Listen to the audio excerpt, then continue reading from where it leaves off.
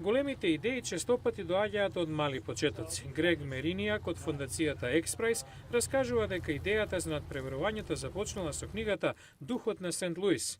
Книгата е за Чарлс Линдберг. 1927 стана првиот што без прекин леташе од Њујорк до Париз. He made it. Charles A. Lindbergh landed at Le Bourget Airport, Paris. New York welcomed Lindbergh home with the largest ticker tape parade in the city's history. Летот го финансираа бизнисмени од Сент Луис, а Линдберг својот авион го нарекол Духот на Сент Луис.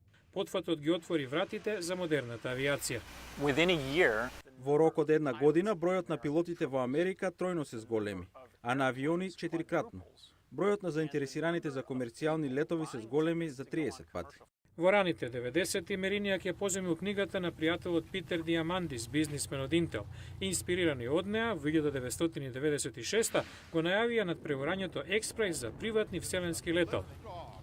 And this $10 million award will be going to the winner. Наградата од 10 милиони ќе ја добие тимот што приватно ќе изгради вселенско летало и приватно ќе го финансира патувањето. Ќе има капацитет за 3 лица и ќе лета 2 пати во рок од 2 недели. 2004-та наградата ја освои авион што заштеди на гориво и делови со тоа што со себе носеше помало вселенско летало Spaceship One. Од тогаш Експрес надпреварувањата потикна иновации за поекономични автомобили, чистење на нафтени излевања и роботи способни да функционираат на месечината. Spaceship One и Духот на Сент Луис се изложени еден до друг во Националниот музеј за авиација и вселенски летови во Вашингтон. Обата доказ дека се е можно со духот на имагинација.